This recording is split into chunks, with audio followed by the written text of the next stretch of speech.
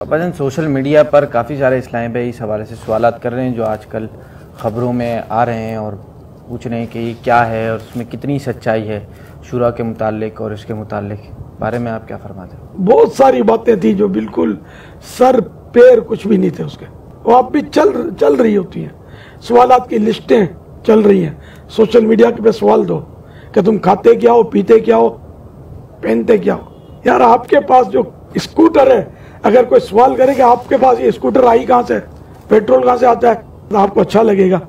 تو اب کوئی مطلب ایک دین کی خدمت کرتا ہے، اس سے یہ سوال کرنا کہ تم کو آمدنی کہاں سے ہے، تم نے مکان کیسے بنایا، تم کھاتے کیا ہو، تمہارے بال بچوں کے کھانے کی ترکیب کیا ہے، تو یہ کوئی سوال پوچھنے کے اپنے اوپر غور کرے کہ آپ کے بارے میں کوئی اگر سوشل میڈیا پر اس طرح کی خبریں وائرل کرے تو کیسا لگے گا۔ تو آخر دوسروں کی بھی تو عزت ہے، اور شریعت نے کون سی آپ کو اجازت دی ہے کہ آپ ان کو پوچھیں۔ حدیث پاک میں یاد رکھیے، کسی کے جھوٹا ہونے کے لیے اتنا ہی کافی ہے کہ سنی سنائی بات آگے کر دے۔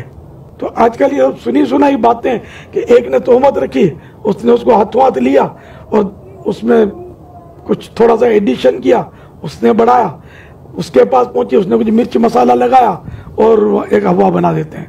خدا کو جواب کیا دیں گے؟ تو یہ تہمتیں ہیں۔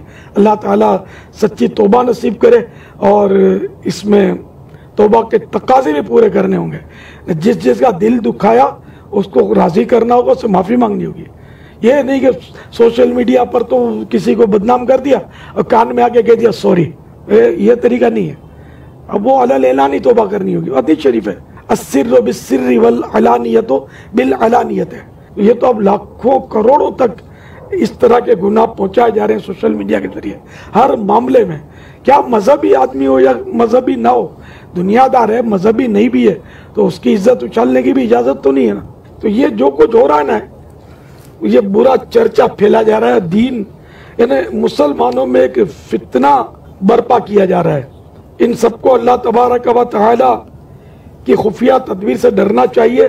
حضرت سیدنا بکر مزنی علیہ رحمت اللہ غنی فرماتے ہیں، جب تم کسی شخص کو دیکھو کہ وہ لوگوں کے عیبوں کا وکیل بنا ہوا ہے، یعنی سب کی پولیں کھولتا اور غیبتیں کرتا پھرتا ہے، تو جان لو کہ وہ اللہ کا دشمن ہے اور اللہ جبار کی خفیہ تدبیر کا شکار ہے۔ الامان والحفیظ۔